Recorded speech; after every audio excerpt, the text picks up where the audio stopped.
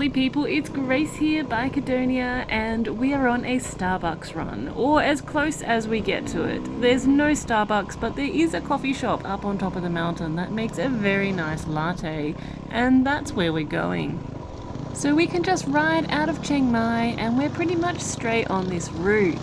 It's not hard at all. As you can see, it's cruisy double track.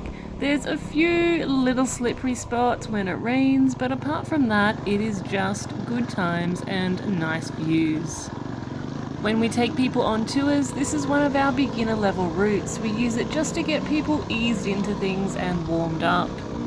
A little bit of double truck up the mountain while everyone gets used to their hire bikes, then we grab a coffee, and then we're all good to go. Today I'm ripping around on the Gas EC300, which is a whole lot more bike than is necessary for this particular route, but we are going to be hitting some harder stuff later on. Pilar's got the CRF 450 RL, which he likes to try to do hard enduro on, but if I have to do hard enduro, I find the Gas is much more my style. I actually haven't been out on the Gas in ages because the maintenance on this bike is pretty expensive, and for that reason, normally when we're riding around the bush for days and days, I'm on my little Kalex 230. It's just so cheap and it's actually pretty capable as well. But there's nothing like the smell of two-stroke in the morning, a bit of power and proper suspension. Oh my lord, the Gas has Technic suspension and it is dreamy. You can drive over pretty much anything and I really appreciate that. Anyway, general update, where have I been? What have we been doing? We have been getting ready for the upcoming riding season because we have some tours booked and it is going to be so much fun. Not only that, but I need to get everything ready and in place because I need to make a quick pilgrimage back to Australia.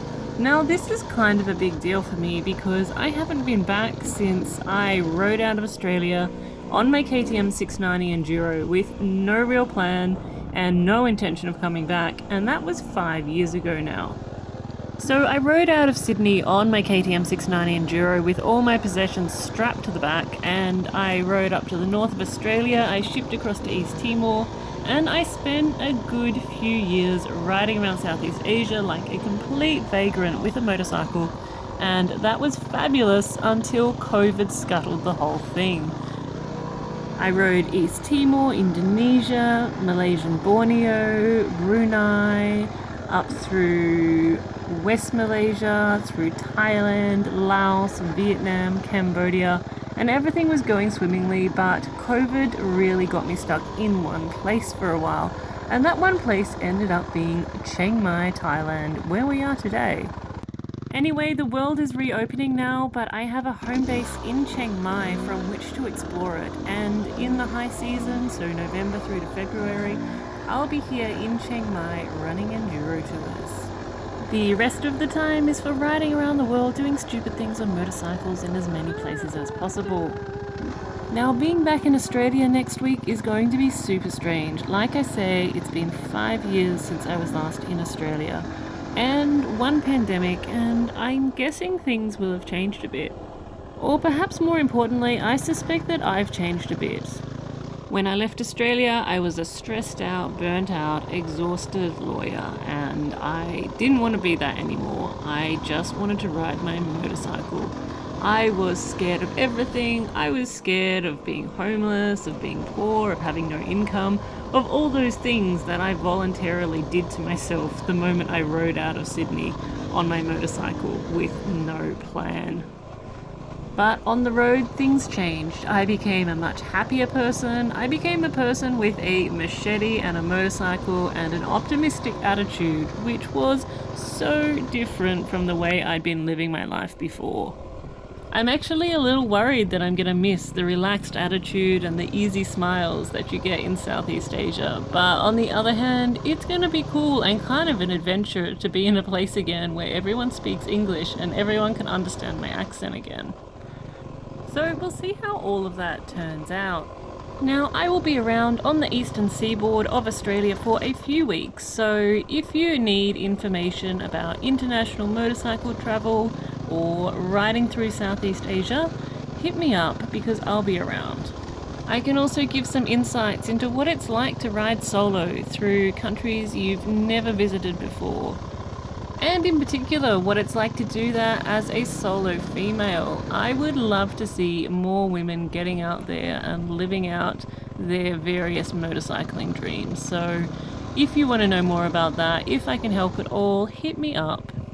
Also, at this rate, I may need friends to bail me out of jail for all of my traffic offences. Yes, after 5 years riding in Asia, I now ride like a local, and I have a feeling that the Australian traffic police are not going to appreciate my Thai style riding. So I will be on my best behaviour because I may have Thai licenses now, but I cannot afford to pay the Australian traffic fines. My lord, they are expensive. Having said that, I may also just be a pedestrian and thus staying out of trouble altogether because I haven't figured out how to get my hands on a motorbike in Australia yet. I will, however, be flying with my dirt biking gear because I am an eternal optimist. Should the opportunity arise to go dirt biking in Australia, I will be there with bells on. I am not super cashed up at the moment to be hiring motorbikes, but I can actually swap someone the use of a dirt bike in Thailand for the use of a dirt bike in Australia. So that's something that I'm mulling over. I wonder if anyone would be interested. Anyway, we'll see how it all turns out. I have some awesome old friends to catch up with, which I am really excited about, so I may just end up in the pub sinking beers and talking tall stories with my mates. Either way, it should be an interesting little visit. Okay, I'm gonna sign off here. It's time for me to go and get my coffee and then actually ride some proper enduro. I will catch you later.